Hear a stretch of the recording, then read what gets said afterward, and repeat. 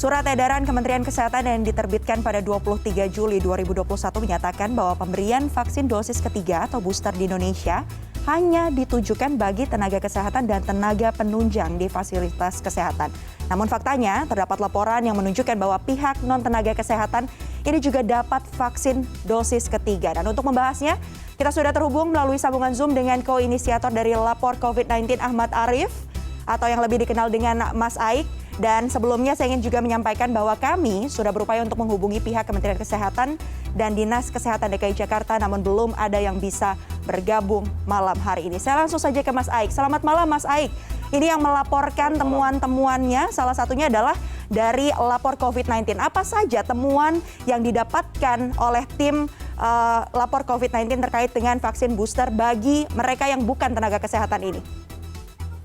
Ya, sebenarnya laporan mengenai penggunaan atau penyimpangan vaksin ketiga ya untuk non-nakes ini sebenarnya muncul dari berbagai daerah ya. Waktu itu juga ada laporan yang dari Toraja, ada di Surabaya juga, dan terakhir kemarin misalnya kami mendapatkan di Jakarta ya. Jadi kebanyakan adalah rata-rata adalah untuk ini ya pejabat, untuk aparat, dan untuk bahkan keluarganya gitu. Dan ini bahkan dilakukan vaksinasi boosternya itu ada yang di kantor kepolisian masalah dan seterusnya, dan juga di perkantoran dan yang lain-lain. Itu satu sisi adalah pangan seperti itu. Sisi yang lain ternyata untuk nakesnya sendiri itu juga banyak yang melapor ke kami yang mereka justru kesulitan untuk mendapatkan booster vaksin ketiga gitu. Nah, di sisi lain masyarakat umum juga banyak yang melapor ke kami mengenai kesulitan untuk mendapatkan vaksin dosis pertama dan keterlambatan untuk mendapatkan vaksin dosis kedua gitu. Jadi jadwalnya sudah lewat dan seterusnya, beberapa kesulitan untuk mendaftar dan seterusnya. Jadi ini ada ironi sebenarnya yang menurut kami ini harus diatasi gitu ya. Oke, dari temuan yang ada dari provinsi yang ada di Indonesia, di mana kemudian ada data yang paling mencengangkan, mungkin ada satu daerah yang vaksinasi untuk dosis 1 dan juga 2-nya masih rendah, tapi ternyata ada yang sudah dapat dosis ketiga bagi mereka yang non-nakes. Ya, sebenarnya kalau data dari datanya Kementerian Kesehatan sendiri ya, dari data dashboardnya Kemenkes itu kan sebenarnya kelihatan sekali bahwa daerah Lampung itu yang paling rendah cakupan vaksinnya ya, masih sekitar 12%-an gitu ya. Itu yang dapat vaksin dosis pertama padahal gitu ya. Dosis keduanya juga lebih rendah lagi. Lampung, Maluku Utara, Sumatera Barat, Sulawesi Tengah dan seterusnya. Nah, termasuk Sulawesi Selatan sebenarnya masih relatif rendah, dan kita ingat beberapa waktu lalu bahkan secara terbuka pejabat daerah di Kabupaten Toraja ya dan aparat juga menyatakan bahwa mereka sudah vaksin ketiga. Dan kalau kita ingat beberapa waktu yang lalu misalnya rekaman yang bocor ya, yang diskusi sejumlah pejabat dengan Pak Presiden juga ya di Kalimantan Timur ya, dalam kunjungan Presiden waktu itu ada diskusi di antara mereka bahwa masing-masing sudah booster vaksin gitu ya. Jadi booster ini menurut kami adalah sangat menyedihkan sekali ya, karena ini persoalan etik dan juga persoalan keadilan ya. Jadi vaksin itu kan harus didasarkan pada equity sebenarnya, keadilan, dan yang sisi yang lain kalau kita bicara mengenai kelompok prioritas dan kelompok rentan ya, lansia ini masih banyak sekali yang belum divaksin. Cakupan vaksin kita untuk lansia ini masih sangat rendah. Nah ini lebih membahayakan lagi, karena kita tahu bahwa lansia resiko kalau terpapar COVID untuk mengalami keparahan dan meninggal ini sangat tinggi sekali. Jadi harusnya ini yang justru diprioritaskan dulu untuk mendapatkan vaksin dosis pertama dan dosis kedua gitu. Jangan dulu berlomba-lomba untuk vaksin dosis ketiga gitu. Oke, Mas Aik, kita kembali ke Jakarta. Tadi di awal sempat dinyatakan bahwa dari tim lapor COVID ini bahkan menemukan fakta bahwa ada salah satu praktek pemberian vaksin dosis ketiga di perkantoran yang ada di DKI Jakarta. Itu detailnya seperti apa? Apa hasil temuannya? Ya, jadi itu kami dapat laporan ya dari masyarakat mengenai adanya jadwal vaksin pada hari Rabu kemarin pagi gitu ya. Undangan ini ditujukan kepada keluarga salah satu pejabat gitu, dan ada pengusaha juga yang di salah satu perkantoran di Jalan Sudirman gitu. Nah, yang menarik undangan ini itu ada wanti-wantinya gitu, informasinya jangan disebar ke masyarakat luas gitu. Jadi dan jelas di situ bahwa vaksinasi ketiga gitu ya.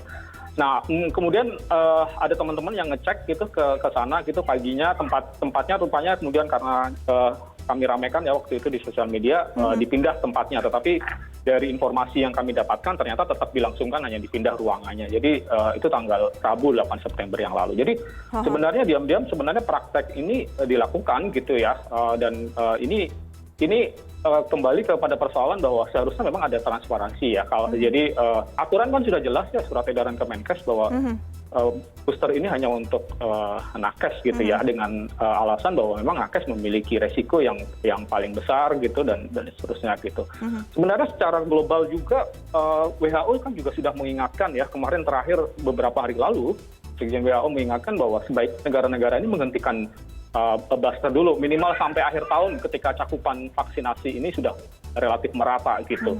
Nah, Indonesia ini menjadi lebih ironi lagi karena satu sisi cakupan vaksin kita masih sangat rendah gitu, dan vaksin kita ini, dan kita bukan negara yang produsen vaksin yang berlebih vaksin gitu ya, dan sebagian vaksin kita selain dibeli dari uang rakyat ya sebenarnya, uang negara gitu ya, itu kan sebenarnya bantuan gitu, yang sangat tidak etis ketika kemudian bantuan itu justru dipakai untuk kalangan elit gitu, bukan diprioritaskan untuk menuntaskan cakupan vaksinasi kita yang masih rendah gitu. Jadi ini ada double sebenarnya. Dari sisi aturan juga jelas melanggar gitu ya, aturan dari Kemenkes sendiri gitu, dan sisi yang lain juga secara etik ini jelas sangat tidak etis gitu, dan satu sisi yang lain beresiko merampas keselamatan hidup banyak orang gitu.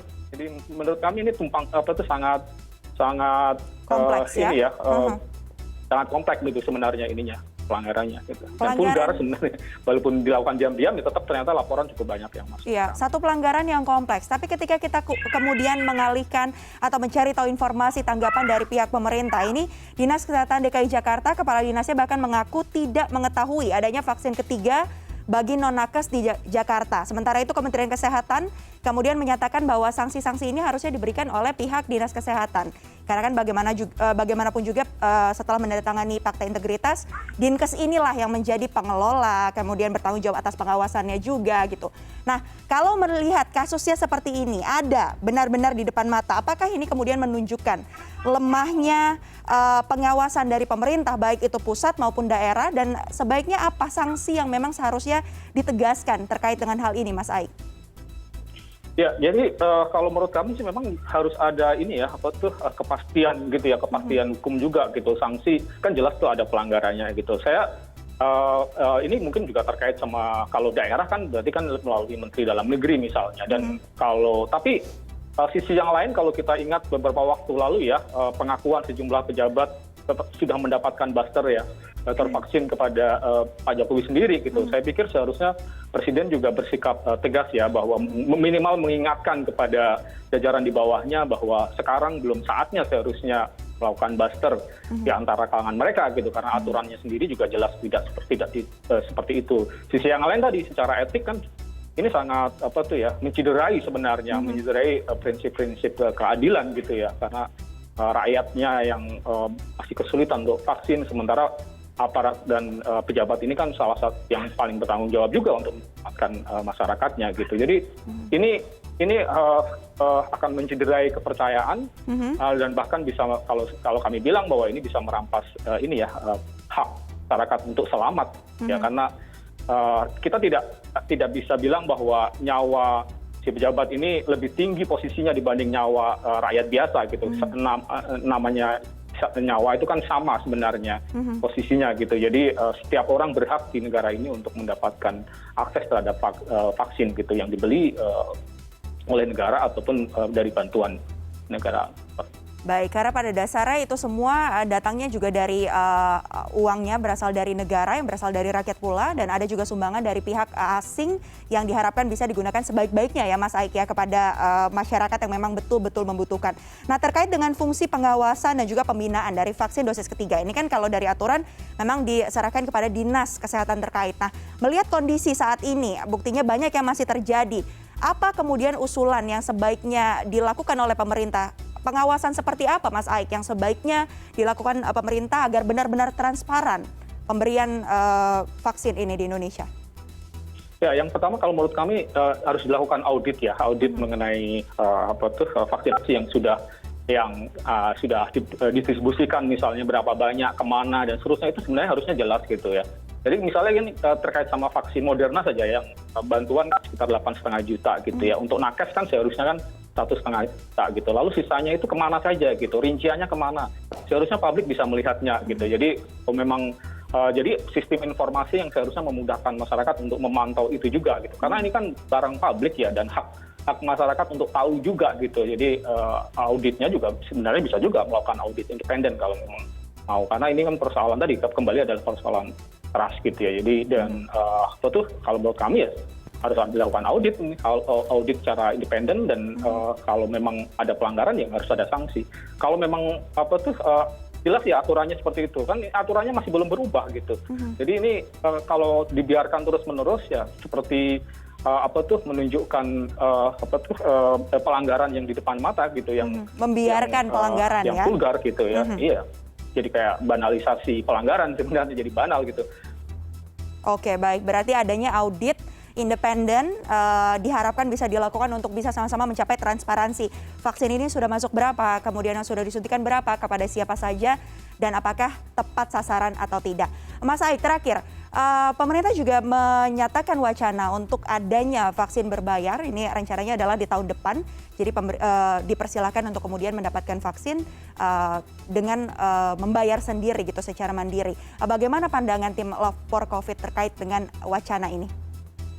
Ya, kalau menurut kami ya beberapa vaksin kan sebenarnya memang ada vaksin yang berbayar ya, vaksin influenza dan yang lain-lain. Tetapi selama masih terjadi pandemi ya, status pandemi ini belum dicabut, yang artinya ada kegawat daruratan penyakit yang harus diatasi gitu ya, dan selama masyarakat belum mendapatkan seluruhnya cakupan vaksin mereka ya, misalnya jatah vaksin 1 dan 2 mereka belum didapatkan, saya pikir belum saatnya untuk bicara mengenai vaksin berbayar gitu. Kalau target vaksinasi tadi, masyarakat tadi sudah dapat semuanya, dan status pandeminya sudah dicabut, misalnya berubah menjadi epidemi misalnya, mungkin kita sudah bisa gitu ya mendiskusikan mengenai vaksin kalau orang mau booster misalnya, atau mau menambahkan lagi gitu. Jadi tunggu dulu deh sekarang nih. Kalau menurut kami prioritaskan dulu distribusi vaksin untuk masyarakat yang membutuhkan gitu. Banyak sekali nih laporan masuk ke kami, kasihan sekali mereka harus mencari vaksin, antri dari jam 4 pagi dan belum mendapatkannya karena vaksinnya habis, jatahnya di situ dan seterusnya. Bahkan juga kemarin kami dapat laporan dari teman-teman di Aliansi Masyarakat Adat Nusantara misalnya, yang menyampaikan bahwa banyak sekali masyarakat adat ini yang bahkan harus mencari vaksin keluar daerahnya dengan ongkos sendiri, dan itu pun belum tentu dapat gitu.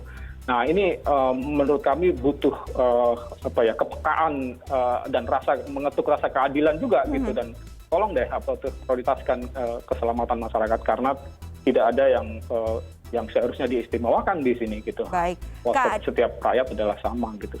Setiap rakyat adalah sama, dan keadilan sosial bagi seluruh rakyat Indonesia harus ditunjukkan dari bagaimana kemudian distribusi vaksin ini dilakukan di Indonesia. Karena tidak ada satu nyawa yang lebih penting dari nyawa lainnya ya.